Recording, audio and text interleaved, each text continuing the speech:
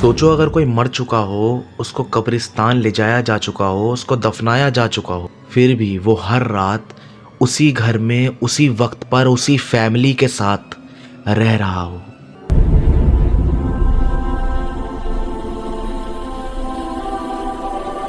आज जो कहानी मैं तुम्हें सुनाने जा रहा हूँ ना, ये किसी फिल्म की स्क्रिप्ट नहीं है।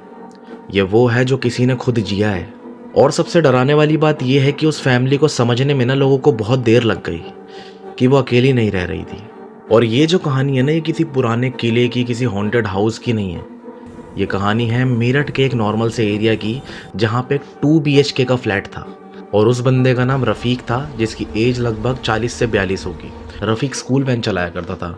रफ़ीक का नॉर्मल सा स्केड्यूल था कि सुबह उठना, अपने बच्चों को हेल्प करना स्कूल जाने में, फिर स्कूल वैन लेके निकल जाना। और रफ़ीक जब शाम में आता था तो सीधा बाथरूम में जाता था, नहाता था, उसके बाद सोफे पे बैठ के टीवी ऑन करता था और चाय पीता था। ये रफ़ीक की हैबिट थी। बिल्कुल सिंपल नॉर्मल लाइफ थी। और एक चीज़ थी जो रफ़ीक ना रोज़ करता था। वो सोने से पहले घर के सारे खिड़की दरवाजे चेक करता था, किचन गेट, खिड़की दरवाजे, वो हर चीज़ चेक करता था। तो उसकी वाइफ ने कभी कभी इरिटेट हो जाती थी। वो कहती थी क्या रोज़ का ड्रामा लगा रखा है। तो इस बात को ना वो हंस के टाल देता था। कहता था कि सुबह जल्दी उठना भी है तो मैं टेंशन फ्री होकर सोना चाहता हूँ। उसका हमेशा से यही कहना था। बस यही आदत थी रफ़ीक की। और जब वो मर गया ना, तो उसके बाद पता चला कि उसकी आदत अभी भी ख़त्म नहीं हुई। और एक दिन रफ़ीक ना काम पे से घर आने में लेट हो जाता है। उसकी वाइफ को काफ़ी टेंशन होती है, तो वो फ़ोन करती है। तो एक बार वो कॉल करती है तो रफ़ीक उठाता नहीं है। वो 2-3 बार ट्राई करती है। ऐसे करते करते काफ़ी देर हो जाती है। फिर सडनली उसका फ़ोन ना कोई और उठाता है और फ़ोन उठा के बोलता है कि इनका ना एक्सीडेंट हो चुका है, आप जल्दी से हॉस्पिटल आ जाओ, इनकी हालत जो है वो बहुत ज़्यादा सीरियस है। उसकी वाइफ सुन के घबरा जाती है। वो फटाफट हॉस्पिटल जाती है। उसको डॉक्टर वो चीज़ बोलते हैं जो शायद कोई भी सुनना नहीं चाहता। डॉक्टर बोलते हैं कि हम इनको बचा नहीं पाए, आई एम सॉरी। उनके लिए उनका परिवार ही उजड़ चुका था। अगले दिन सारे रिलेटिव्स वगैरह आते हैं, रिश्तेदार आते हैं, सारे रिचुअल्स फॉलो किए जाते हैं और वो उनको कब्रिस्तान लेके जाते हैं। कब्रिस्तान लेके जाते हैं, वहाँ पे उनकी डेड बॉडी को दफनाया जाता है और उसके बाद वो घर पे वापस आ जाते हैं। 2-3 दिनों तक तो वहाँ पे रिश्तेदार वगैरह रुके हुए थे, पड़ोसियों का आना जाना था। लेकिन 3 दिन बाद ना सारे रिश्तेदार वहाँ से चले जाते हैं। घर में उसकी वाइफ होती है और छोटे बच्चे होते हैं। तो सबको लगता है कि धीरे धीरे सब कुछ नॉर्मल हो जाएगा। लेकिन दिक्कत ना यहीं से चालू होती है। उस रात एक छोटा सा इंसिडेंट होता है जो होना इम्पॉसिबल था। उस रात ऐसा कुछ नहीं हुआ था, कोई चीखने की आवाज़ या किसी की शैडो दिखना या कुछ भी, ऐसी कोई भी एक्टिविटी नहीं हुई थी। लेकिन अगले दिन जब उसकी वाइफ उठी ना, तो वो देखती है कि घर का जो मेन गेट होता है ना, वो लॉक्ड होता है अंदर से। और ये बात थोड़ी सी नहीं, बिल्कुल गलत थी, क्योंकि रात को सोने से पहले उसकी वाइफ ने गेट को लॉक किया ही नहीं था। वो बच्चों के साथ ही सो गई थी, क्योंकि दिमाग उसका ऑलरेडी बहुत हैवी था। उसने पहले इग्नोर किया, सोचा मैं भूल गई होगी। फिर ना उसके दिमाग में ना एक सेकंड के लिए ना एक थॉट आया कि अगर रफ़ीक यहाँ पे होता ना, तो बिना लॉक किए गेट को सोता ही नहीं। वो अपने आप से ना ऐसी बातें करने लगती है। वो इस चीज़ को ना इग्नोर कर देती है, खुद को डांट के कि तू पागल हो गई है, ये सोच के वो इग्नोर कर देती है। पर प्रॉब्लम ये थी कि अगले दिन भी बिल्कुल सेम चीज़ होती है, मेन गेट अंदर से लॉक्ड। और इस बार ये कोइंसिडेंस नहीं लग रहा था। और वाइफ ने ये बात किसी को बताई भी नहीं, क्योंकि लोगों को लगेगा अभी तुम गम में हो, ये तुम्हारे दिमाग का वहम है। पर उस रात जो हुआ ना, वो इग्नोर करने लायक नहीं था। उस रात सब सो रहे थे, रात के अराउंड 2 बजे होंगे। तो उसकी छोटी वाली बेटी ना उठ के बैठ जाती है और बोलती है पापा आ गए। उसकी वाइफ ने आंखें भी नहीं खोली और उसको डांट दिया कि चुपचाप सो जाओ। उसके बाद अगली लाइन जो उस बच्ची ने बोली ना, उसके बाद सबकी नींदें उड़ गईं।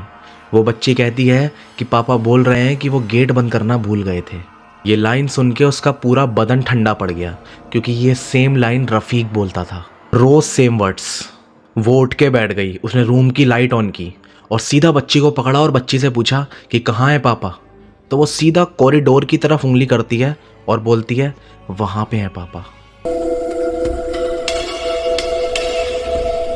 अब यहाँ जो हुआ ना, वो सुनने में बहुत छोटा लगेगा, लेकिन उनकी फैमिली के लिए ये मोमेंट बहुत भारी था। वो फटाफट कॉरिडोर की लाइट ऑन करती है और वहाँ पे हर जगह देखती है, वहाँ पे कोई नहीं दिखता।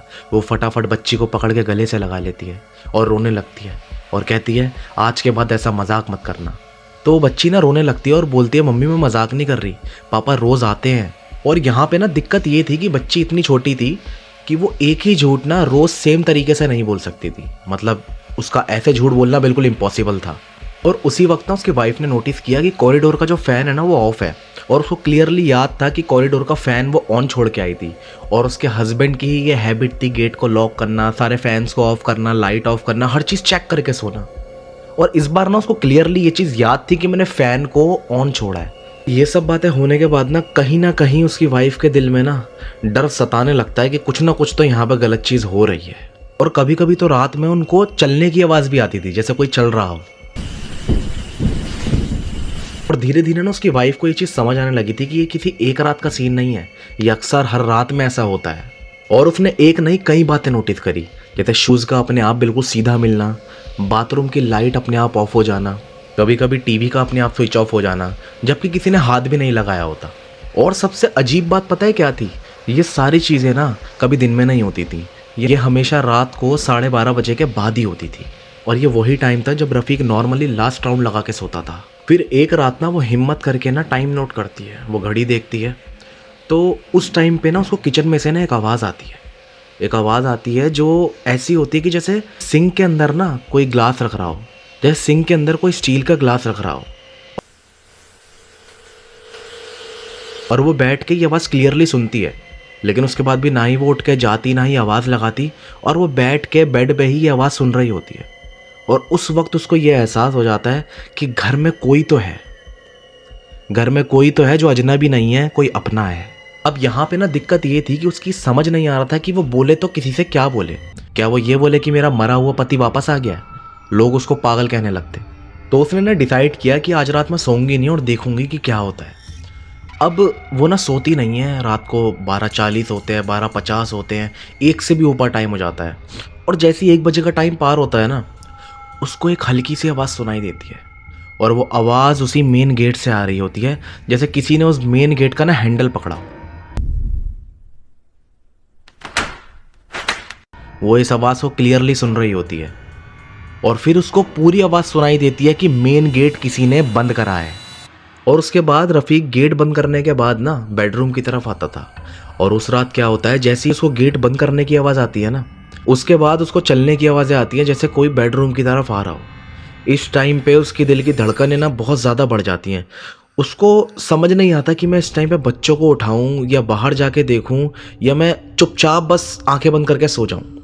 उसका दिल इतनी ज़ोर ज़ोर से धड़क रहा होता है, इतनी ज़ोर ज़ोर से, उसको बस ऐसा लगता है कि मेरी धड़कनों की आवाज़ से ही मेरे बच्चे उठ जाएंगे। वो उस टाइम पे इतना घबरा गई होती है, वो चुपचाप कंबल ओढ़ी आंखें बंद करके लेट जाती है। उसके बाद जो चीज़ होती है ना, वो सबसे ज़्यादा अजीब थी। उसके बाद वो कंबल को टाइट पकड़कर बैठी होती है। इतने में ना जो स्टेप्स की आवाज़ उसे आ रही होती है ना, वो उसके बेडरूम के बाहर आके रुक जाती है। और उसको एहसास होता है कि जैसे ना कोई बाहर खड़ा हो, लेकिन ना ही कोई नॉक करता है, ना ही कोई अंदर आता है, ना ही गेट खुलता है। उसको ना बस ये एक एहसास हो रहा होता है कि जैसे कोई बाहर से आया और वहाँ पे आके खड़ा हो चुका है और वो डिसाइड कर रहा है, वो सोच रहा है कि मुझे अंदर जाना भी चाहिए या नहीं। उसको ऐसा लगने लगता है कि मेरा दिल ही ना इस टाइम पे फट जाएगा। वो बिल्कुल टाइट ब्लैंकेट को ओढ़ के लेटी हुई होती है। इतने में ही ना उसके कान के पास आवाज़ आती है कि गेट बंद हो गया है। ये सुन के उसके पूरा शरीर कांप जाता है, क्योंकि वो आवाज़ रफ़ीक की ही थी। वो उस आवाज़ को पहचान लेती है कि ये आवाज़ रफ़ीक की है। वही लाइन, वही आवाज़ जो रफ़ीक बोला करता था। और वो घबरा के ना उठ जाती है एकदम से। वो अपने बच्चों की तरफ देखती है कि मेरे बच्चे तो सेफ़ है ना, बच्चे आराम से सो रहे होते हैं। वो जल्दी से कॉरिडोर की तरफ जाती है, पानी पीती है, और उस वक्त पर वो घर की सारी लाइट जला देती है। उसको इतना डर लग रहा होता है। थोड़ी देर बाद वो वेट करती है, बैठती है, पानी पीती है। उसको जब लगता है ना कि सब कुछ नॉर्मल है, वो सोचती है मुझे वापस बेडरूम में जाके सोना चाहिए। तो होता क्या है, वो कॉरिडोर की ना लाइट ऑफ करती है। और फिर जब वापस बेडरूम में आती है ना, तो वही देखती है कि बेडरूम के बाहर बच्चों के ना शूज़ पड़े होते हैं और वो बिल्कुल सीधे रखे हुए होते हैं। और वो वहाँ पे वैसे नहीं पड़े हुए थे पहले। वो देखती है कि वो बिल्कुल सीधे पड़े हुए होते हैं। वो ये देख के ना बिल्कुल सुन रह जाती है। उसको समझ नहीं आता, क्योंकि उस रात उसके साथ कोइंसिडेंस पे कोइंसिडेंस होते हैं। वो सारी लाइट्स ऑफ करके चुपचाप अपने बेड पे आके सो जाती है। फिर धीरे धीरे ना उसकी वाइफ ने ना इन सब चीज़ों की ना आदत डाल ली, क्योंकि बार बार कुछ ना कुछ इसके सामने ये सब चीज़ें आती रहीं। उसने ये बातें कुछ लोगों को बाद में बताने की भी कोशिश करी। कुछ लोगों ने उसकी बात पे यकीन माना, कुछ लोगों ने उसकी बात पे यकीन नहीं माना।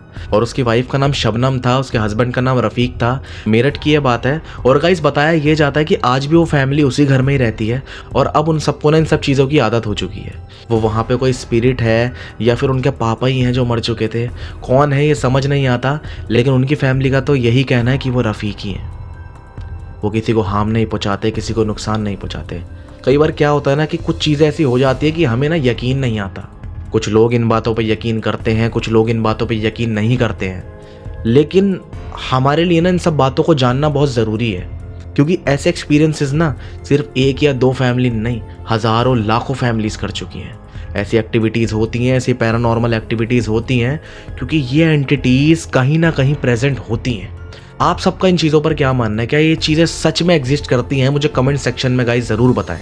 और आपको अगर ऐसी रियल हॉन्टेड मिस्टीरियर हॉरर स्टोरीज पसंद है ना, तो अभी के अभी सब्सक्राइब बटन दबा दो और नोटिफिकेशन बेल को ऑन कर लो, ताकि आपसे कोई भी वीडियो कभी मिस ना हो। Thank you.